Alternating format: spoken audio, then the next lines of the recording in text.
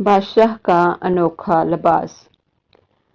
بادشاہ کی 8ویں سالگرہ کی آمد پر پورے ملک میں اعلان کر دیا گیا کہ بادشاہ کی سالگرہ پر عوام بڑھ چڑھ کر حصہ لیں۔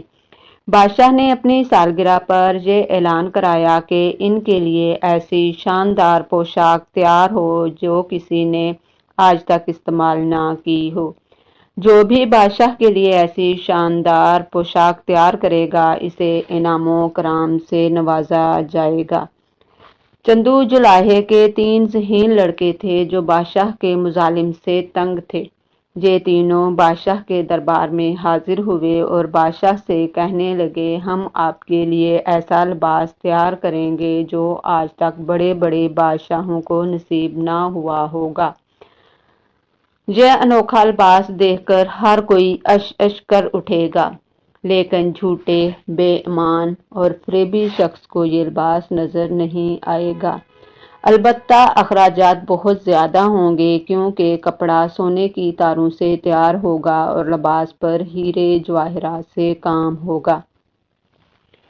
بادشاہ نے لڑکوں کو مطلوبہ رقم فراہم کر دی۔ 10-15 دن کے بعد بادشاہ نے سپہ سالار سے کہا کہ وہ جا کر دیکھے کہ ان لڑکوں کا کام کہاں تک پہنچا۔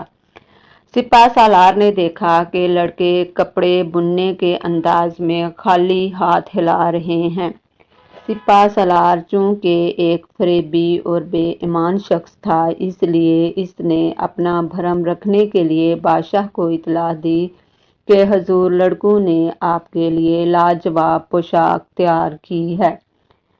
3-4 دن بعد جھوٹے اور بے ایمان وزیر نے بھی بادشاہ کو یہی رپورٹ دی۔ بادشاہ بہت خوش تھا کہ کل شام جب وہ پوشاک پہن کر درباریوں کے ساتھ گشت کرے گا تو لوگ اسے مبارکباد دیں گے۔ اگلی صبح لڑکے بڑے بڑے خالی تھال لے کر محل میں آئے۔ بادشاہ خالی تھال دیکھ کر حیران ہوا، پھر اس کو اپنے جھوٹے اور بے ایمان وزیر کی داستان یاد آئی اور لباس نہ نظر آنے کی وجہ بھی سمجھ میں آ گئی۔ اس لیے اس نے مصنوعی مسکراہٹ چہرے پر سجائے ہوئے کہا یہ لاجواب لباس ہے۔ سب لوگ بادشاہ کو فقط ایک سرخ نکر میں دیکھ کر قہقہے لگا رہے تھے اور بادشاہ یہ سمجھ رہا تھا کہ اس کی پوشاک کی تعریف ہو رہی ہے۔ اچانک بادشاہ کو ایک بچے کی آواز آئی جو اپنے باپ سے پوچھ رہا تھا ابو بادشاہ سلامت صرف ایک نکر پہنے ہوئے کیوں کھڑے ہیں؟ خاموش بے ادب، بادشاہ نے سن لیا تو سزا ہو جائے گی۔